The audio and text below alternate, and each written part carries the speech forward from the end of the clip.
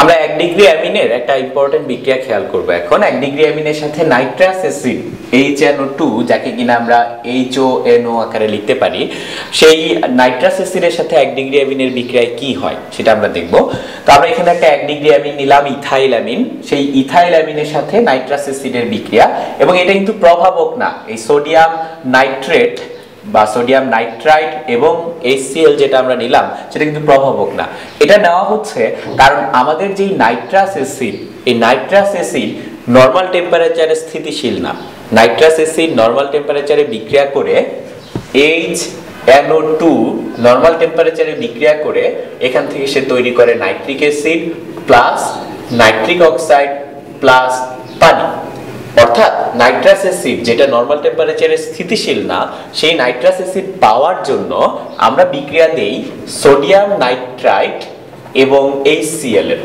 Sodium nitrite এবং HCl বিক্রিয়া করে এখান থেকে তৈরি করে নাইট্রাস অ্যাসিড এবং সোডিয়াম ক্লোরাইড, এবং যেই নাইট্রাস অ্যাসিড তৈরি হয় সেই নাইট্রাস অ্যাসিডই আমার এই অ্যামিনের সাথে বিক্রিয়া করবে। এজন্য আমরা এখানে সোডিয়াম নাইট্রাইট প্লাস HCl নেই।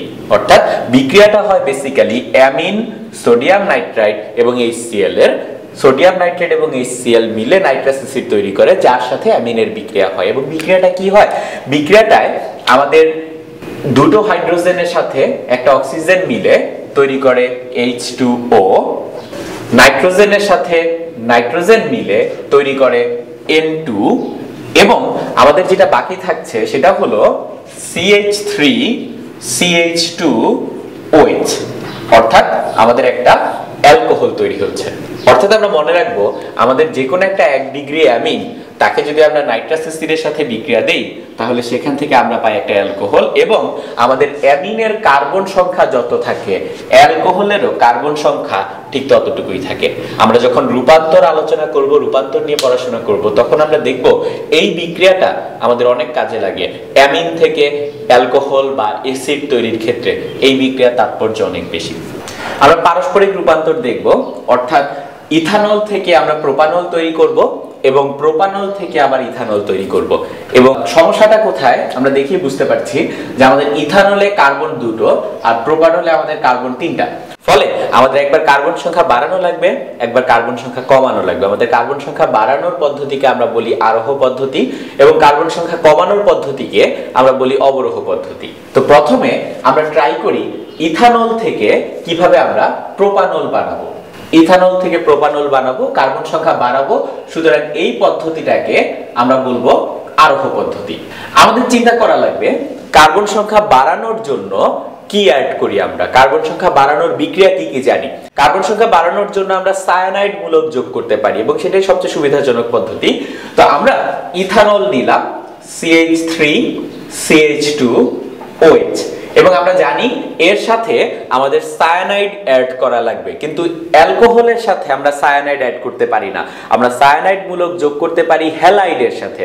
দ্যাটস ওয়াই আমরা এই ইথানলের সাথে যদি হাইড্রোজেন হ্যালাইড যোগ করি, তখন ইথানল এবং হাইড্রোজেন হ্যালাইডের বিক্রিয়ায় সেখান থেকে আমরা পাবো ইথাইল হ্যালাইড। ইথাইল হ্যালাইড থেকে আমরা সায়ানাইড তৈরি করতে পারি। কিভাবে? ইথাইল হ্যালাইডের সাথে আমরা যদি পটাশিয়াম সায়ানাইডের বিক্রিয়া দেই, এখান থেকে আমরা পাবো ইথাইল সায়ানাইড CH3CH2Cl। এবং সায়ানাইড থেকে আমরা বিভিন্ন রকম জিনিস তৈরি করতে পারি। সায়ানাইড থেকে আমরা অ্যালকোহল বানাতে পারি, সায়ানাইড থেকে আমরা অ্যাসিড বানাতে পারি, সায়ানাইড থেকে আমরা অ্যামিন বানাতে পারি, সায়ানাইড থেকে আমরা অ্যামাইড বানাতে পারি। যেহেতু আমাদের একটা অ্যালকোহল তৈরি করা লাগবে, দ্যাটস ওয়াই আমরা এখানে এই সায়ানাইড থেকে, ফর এক্সাম্পল, জার্মান হাইড্রোজেনের সাহায্যে সায়ানাইডকে আমি বিজারিত করলাম।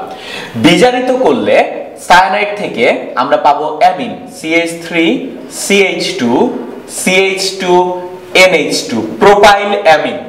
এই প্রোপাইল অ্যামিন আমাদের একটা 1 ডিগ্রি অ্যামিন, এবং এই প্রোপাইল অ্যামিনকে যদি আমি নাইট্রাস অ্যাসিডের সাথে বিক্রিয়া দেই, আমরা জানি কি হয়।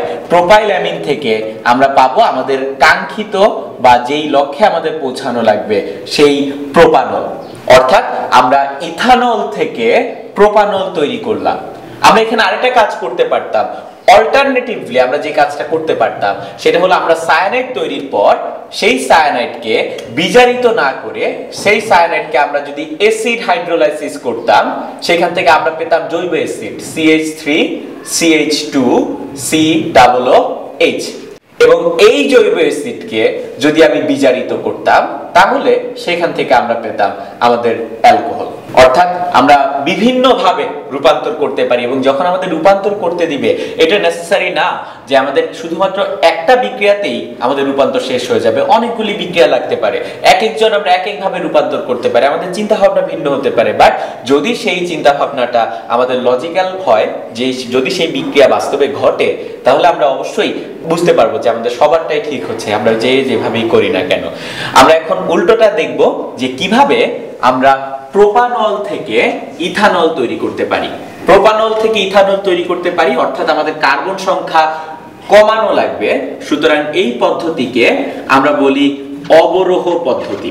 এবং কার্বন সংখ্যা কমানোর যেই বুদ্ধি আমরা জানি সেই বুদ্ধি কয়েকটা হতে পারে। একটা হলো গিয়ে ডিকার্বক্সিলেশন বিক্রিয়া, আরেকটা যেটা হতে পারে সেটা হলো হফম্যান ডিগ্রেডেশন বিক্রিয়া। এবং আমরা হফম্যান ডিগ্রেডেশন বিক্রিয়া দিয়ে প্রোপানল থেকে ইথানল বানাবো। তার আগে একটু চিন্তা করি হফম্যান ডিগ্রেডেশন বিক্রিয়া কার বিক্রিয়া?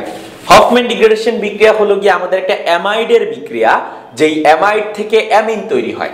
তো আমার প্রথম টার্গেট হবে প্রোপানল থেকে একটা অ্যামাইড বানানো। প্রোপানল থেকে আমি সরাসরি অ্যামাইড বানাতে পারি না, প্রোপানল থেকে আমরা আগে একটা অ্যাসিড বানাবো, সেই অ্যাসিড থেকে আমরা অ্যামাইড বানাবো, সেই অ্যামাইডের আমরা হফম্যান বিক্রিয়া দিব এবং সেখান থেকে আমরা পাবো একটা অ্যামিন, সেই অ্যামিন থেকে আমরা আবার অ্যালকোহল বানাবো নাইট্রাস অ্যাসিডের বিক্রিয়ায়। এই হলো কি আমাদের মূলনীতি।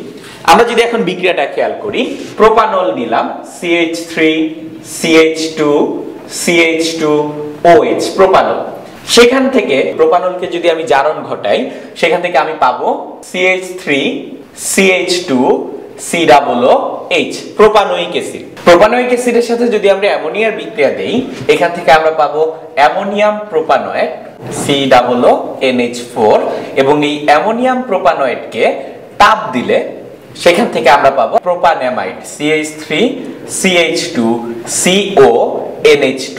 এবং আমরা জানি আমাদের হফম্যান ডিগ্রেডেশন বিক্রিয়া হলো গিয়ে অ্যামাইডের বিক্রিয়া এবং এই প্রোপানঅ্যামাইডকে যদি আমরা ব্রোমিন আর সোডিয়াম হাইড্রোক্সাইডের উপস্থিতিতে বিক্রিয়া দেই তাহলে এখান থেকে আমরা পাবো একটা অ্যামিন যেটা কিনা হলো CH3CH2NH2।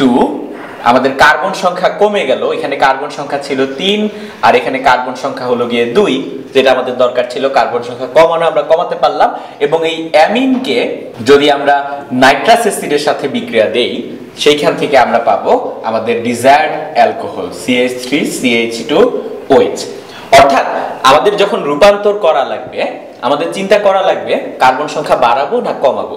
কার্বন সংখ্যা বাড়ানোর জন্য আমাদের সায়ানাইড যোগ করা লাগে, কার্বন সংখ্যা কমানোর জন্য আমাদের হফম্যান ডিগ্রেডেশন একটা ভালো পদ্ধতি। যেটাই আসুক না কেন, যেখান থেকে যা রূপান্তরই করতে দিক না কেন, আমরা যদি সিরিয়ালি স্টেপ বাই স্টেপ চিন্তা করি আমরা খুব সহজেই রূপান্তর যত কঠিনই হোক না কেন সেটা শেষ করতে পারবো।